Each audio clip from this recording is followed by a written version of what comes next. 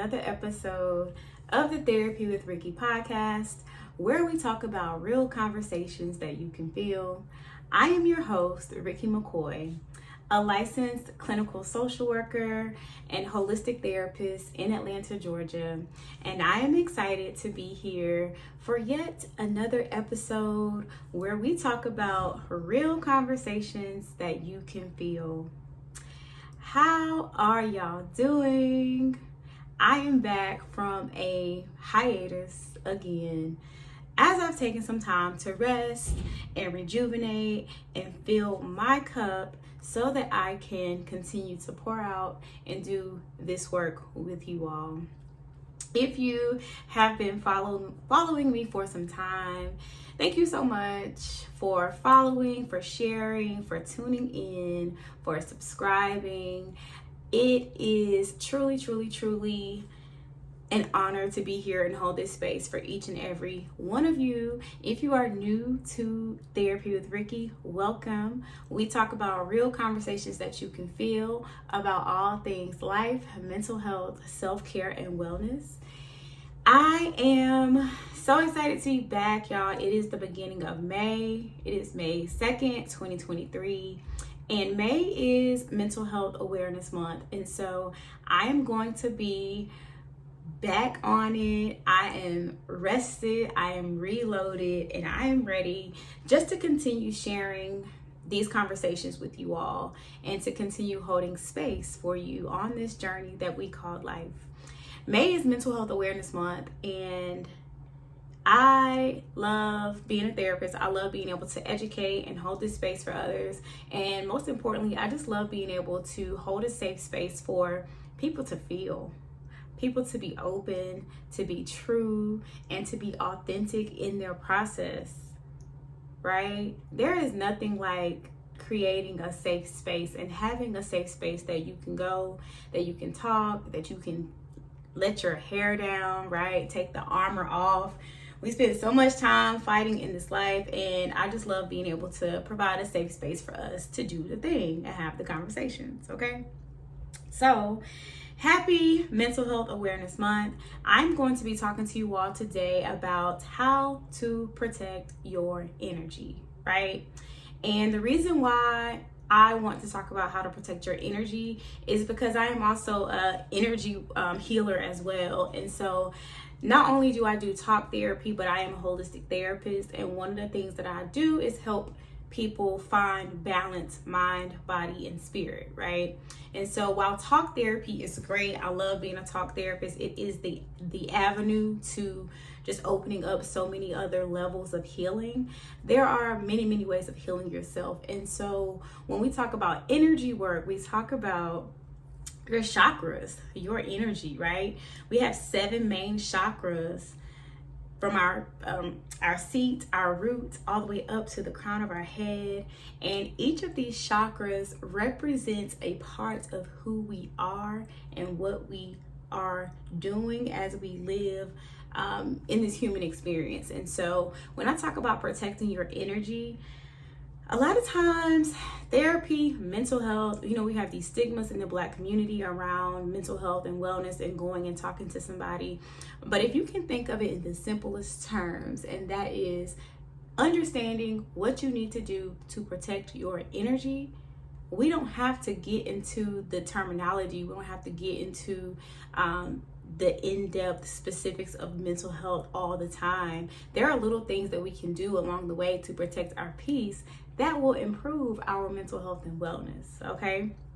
And so there are so many other ways. There's so many ways to express and verbalize and put the messaging out there around this healing. But most importantly, I just want you all to get it, okay? And so we're going to talk about today 12 ways to increase your energy, protect your energy, and protect your peace so that you can live your life to the best of your ability. That's it.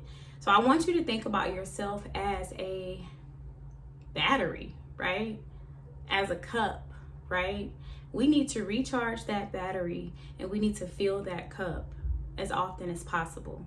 Anything that we do, any person that we help, any responsibility that we commit to, it takes from our battery, right? It's almost like your cell phone. Like your cell phone, it dies. The more you take pictures, the more you look at social media, the more you talk on the phone, you text, you checking all your apps, right? Your battery continues to decrease. And so I want you to think about ways to preserve your battery, okay? First and foremost, we have so many distractions in our lives as adults, y'all. As kids too, but us as the adults, we got to have some self-discipline first and foremost. But we have to learn how to limit our distractions, right? One of the biggest examples I can use is if you work from home. You have so many distractions at home when it comes to working, when it comes to being in your home space, when it comes to all the responsibilities that need to be done at home, when to take breaks, when to get up from your space, merging the two spaces, right? And so you have to know how to reduce your distractions, right? I want you to be able to take your calendar and block off times that you do certain things in your day, right? Time management is our friend, okay? I want you to, if you need to put your phone on do not disturb during the workday, you have to be able to do that. We can't sit and respond to messages and these distractions and look at social media and do all of these other things when we know we have certain responsibilities that we need to get done, right? You can also close the extra tabs that you have in your browser, on your computer. Close the tabs. We don't need any extra distractions coming through. You need to be able to focus on whatever it is that you're doing, okay? So I know it's easier said than done, but limit your distractions by all means necessary. Also in your personal life too, limit your distractions by any means necessary in your personal life. If you know you have certain goals that you're focusing on when it comes to personal goals, your goals for relationships, your spirituality goals, your self-care goals, you have to be able to limit your distractions. One of my favorite things to tell clients, to tell people whenever they feel like it's hard to initiate a boundary, is to tell people that you're busy. Because you are busy doing whatever it is that you want to do with your time, right? And so if you're busy resting, guess what? You're busy. If you're busy, spending more time in your romantic relationships, then guess what? You're busy. If you're busy, doing whatever it is that you're doing with your time, your self-care, your workouts, stop canceling you on your calendar to be available for other people. It's time to prioritize yourself. It's time to prioritize your wellness. Stop canceling your activities for other people. You are not available. You do not have to always pick up. You do not have to respond right away. Just remember that this is your life, right? You don't have to be available to everything and everybody. So we have to learn how to set boundaries. That's number 2, right? Again, learn how to say no. I know it's easier said than done, but the more you practice it, the easier it will become. And it's hard to establish boundaries with the people that we love most, right? With our family, with our partners, with our kids, with our friends. But you cannot be available to everything and everybody, because when do you recharge that battery, right? When are you filling your cup if you are available all the time to everybody? Big question mark, okay? It's okay to say no. It's okay to change your mind. It's okay to decide that what you were doing no longer aligns with who you are and it no longer feels good for you. And it's okay to change. It's okay to honor yourself. It's okay to listen to your intuition. It's okay to honor what you're feeling, okay? So set the boundaries. When it comes to work, set the boundaries. Don't be so available taking on every task, right? If you have team members, delegate. You do not have to do everything. And with setting boundaries, it's okay to ask for help. It's okay to have boundaries with yourself. A lot of times we feel like if we do the thing, it will get done to the best of its ability and we know we will do the best job. But sometimes we just need it to get done. Sometimes we just need it to get off of our mental plate so that we can move on to something else. And so if you have help, if you have partners, if you have friends, if you have colleagues that want to help you, let them help you. Okay? Yes, it may not look as great as it would have if you did it, but guess what? It still got done. Okay? So we need to be able to let go of that control as well and be able to let people step in and help us. And that comes with being vulnerable and being open, but it is possible for you to do. Okay? Give yourself time to recharge. How much time are you giving to yourself on your calendar every day? Even throughout your workday, what are the breaks looking like? Do you take 5 or 10 minute breaks? Are you getting up from your computer? Are you stepping away from your work environment to just breathe, to get outside, to get some sunlight on your skin, to get some fresh air, right? Are you giving yourself an hour, or just some time in between work and your personal life to debrief, to wash off all the heaviness of your day? I love to do what's called a mindfulness meditation, where it's a shower meditation. And after my day, the first thing I do is I go and I get this real hot, steamy shower. I set the tone, I have my music, I have my incense, or whatever I need in that moment. But I am washing off all of the shit, y'all. All of the energy, all of the heaviness, all of whatever happened in that day. And when I step out, I am renewed, I am restored, and I'm also ready to receive my child. I am ready to, engage with friends and family, my partner, like whatever it is that I'm doing. But I am separating the two, right? Compartmentalizing. Work is over there, it's done, and it's over, and now this is my personal time. And I will not check emails, I will not respond to phone calls, I will not respond to messages during my personal time. And so having that self-discipline, again, is so important. Okay, take control of your schedule, stick to your work hours, right? Look at your calendar. If it's not on my calendar, it is not happening. And I mean nail appointments, hair appointments, doctor's appointments, spa days, whatever it is, y'all, friend dates, trips. If it's not on my calendar, I do not know about it. And so I use my calendar for everything work related and everything personal. And I make sure that I know what's going on in my day before I commit to things, right? That way I don't feel as guilty because I know I didn't have time to commit to that friend or that random brunch or that random dinner, right? Like I know I don't have time to commit to that because I have so many other things going on. And it helps me to communicate and express without feeling guilty because the time really is just not there. Okay? Turn off your notifications during your workday. I cannot stand getting emails during my workday. While I'm working, it is a distraction and it throws me off. It's a distraction and I can't really focus on what I'm doing. So, you can turn off your notifications. You don't have to get every notification on your computer and your phone and your watch, y'all. I cannot stand it. I use my Apple Watch for fitness related activities. I do not have my calls coming through there. I do not have my messages coming through there. I do not need that many notifications.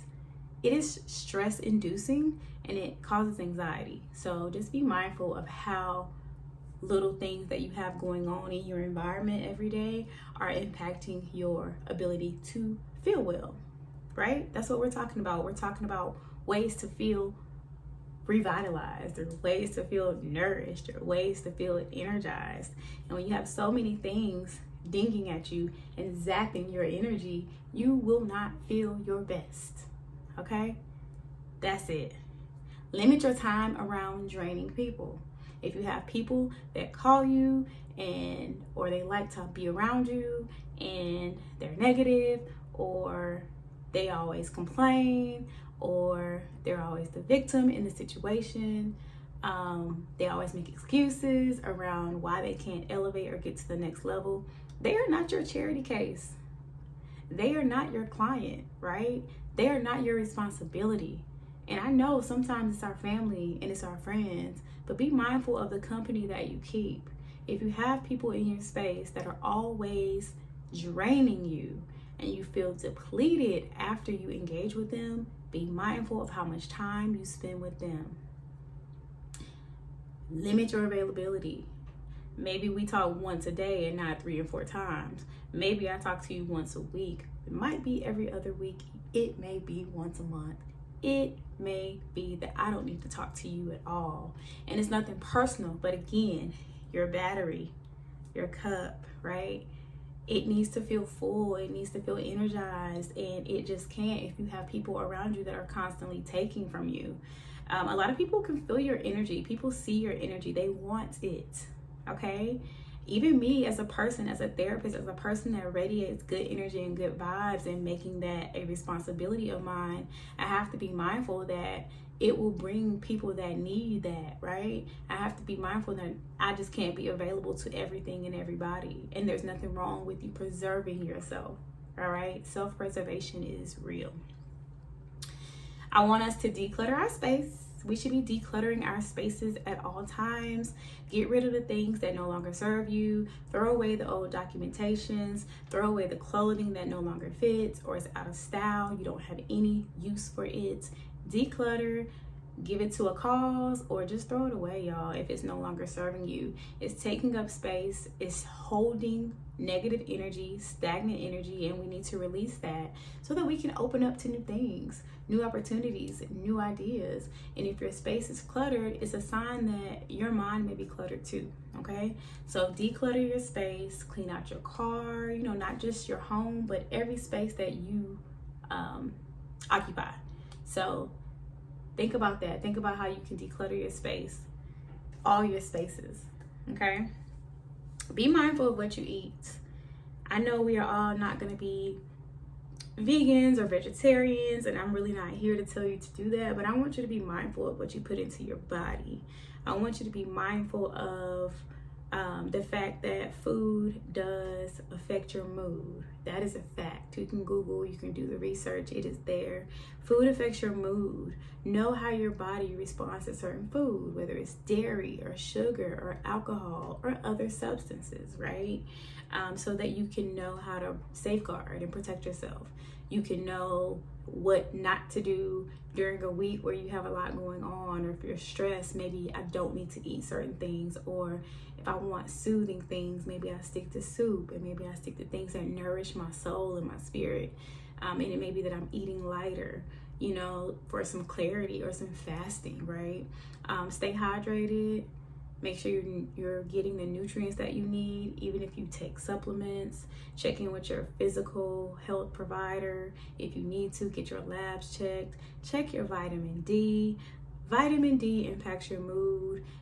Seasonal depression is real because we lack that vitamin D that we need. So go out, get some sun, check your labs, y'all. Know what you need to be putting into your body and how it impacts your mood, okay? Practice gratitude. In every moment, there is always an opportunity to learn something, right? Get up every day and be grateful and express what it is that you feel grateful for. Find a way to practice your gratitude. You can write a gratitude list. You can have a gratitude journal. But y'all, it's the simplest things. Every day I wake up and I'm grateful that I'm up, first off. Not everybody got up, right? I'm grateful for my health. I'm grateful for my mental health, to be in my right mind, to be able to make decisions for myself. I'm grateful for this body that is getting me through life. And even though I may not love every inch of it, guess what? I have to learn how to accept it and embrace it for what it is, right? You got to find gratitude. You got to find the things that you're grateful for, the people that are in your life, the people that support you, that want you to have your best interests, even when it's not the people that you want it to be. Be grateful for the people that you have, okay? But practice gratitude. That job that's helping you pay your bills, that creativity, that passion, that skill, that hobby, whatever it is that you're good at, be grateful for that. They are gifts, y'all. We have to be grateful for our gifts, even the ones that get on our nerves, okay? Honor your emotions. Tap into how you feel. One of the ways to do this is to give yourself time in the mornings and check in with yourself. Ask yourself how you're feeling. Am I feeling drained? Am I feeling stagnant? Am I feeling stuck? Am I feeling confused? Am I feeling like my needs aren't being met? Am I feeling supported? Then that will help you determine how to go about your day. Do I need to be expressing to someone how I'm feeling so that they can show up better to support me? Do I need to be taking a day off of work and taking a mental health day to refuel, right? That battery, refill that cup. Do I need to rest, right?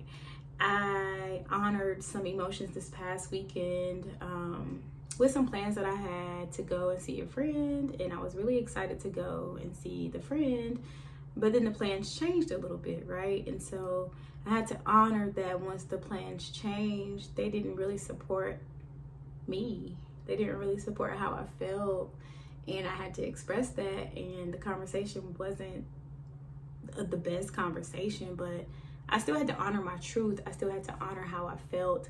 I still had to honor that going wasn't going to support my goals for that friendship or that relationship. And so I had to honor how I felt instead of always worrying about how I feel will affect other people, right? So I'm actually very proud of myself for that. Again, it may feel uncomfortable initially, but the more you can do it, the better. And the people that love you and the people that support you will be there. They will be there. They will understand even when they don't necessarily agree, right? They'll be there. Reconnect with nature. Get outside. Get some sun on your skin. Go get some fresh air. Okay? Go take a walk. Go to a park. Get outside. That is why going and being in scenic places is so helpful for people, whether it's the mountains or the beach, being able to ground yourself, right? Being able to put your feet in some sand or some grass or whatever.